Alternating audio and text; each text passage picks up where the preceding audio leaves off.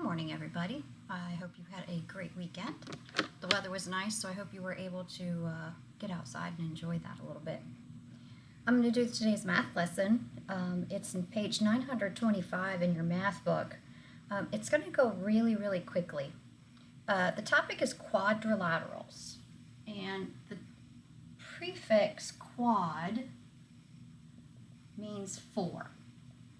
Okay, so a quadrilateral has four sides. A square is a quadrilateral. A rectangle is a quadrilateral.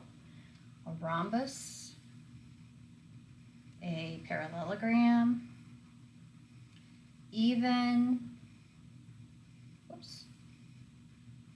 try something else.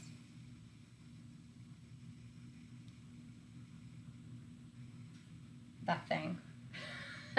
Anything that has four sides, all right, is a quadrilateral. On page 926 in your book, they're talking to you about four of these that I told you about: the parallelogram, the rectangle, the rhombus, the square.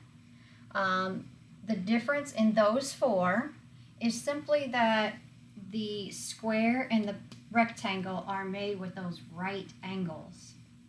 All four angles of those are right angles. And we talked about that when we were talking about angles and triangles. Remember, those are like those perfect corners. The difference in the rhombus and the parallelogram is those angles are not right angles. They're not 90 degrees. And so they're basically, the rhombus is a square leaning over. And you could probably remember that it got ran over by a bus. So the rhombus is the square that was run over by a bus. It got knocked over. The parallelogram is the rectangle that got pushed over. So it's off to the side. It's called a parallelogram because the two opposite sides are parallel. Parallel is a word we talked about last week, that those lines would run forever and ever and ever and never touch.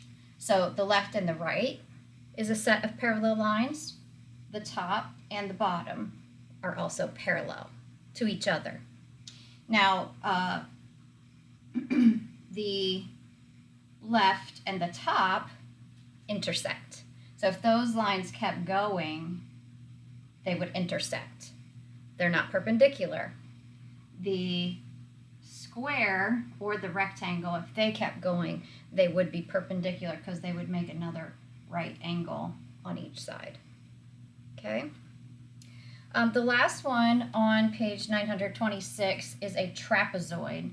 And a trapezoid has only one set of parallel lines. So only the top and the bottom on this one is parallel to each other. These two, if they kept going, would end up crossing and intersecting at the top. Okay? So that is a trapezoid. So there are 5 kinds of quadrilaterals, 5 different shapes that can be made with 4 lines. For your assignment today, I assigned you an I know it on quadrilaterals. I also gave you another one on shapes that I think you already know most of those. So your assignment today is to complete those 2 I know it assignments.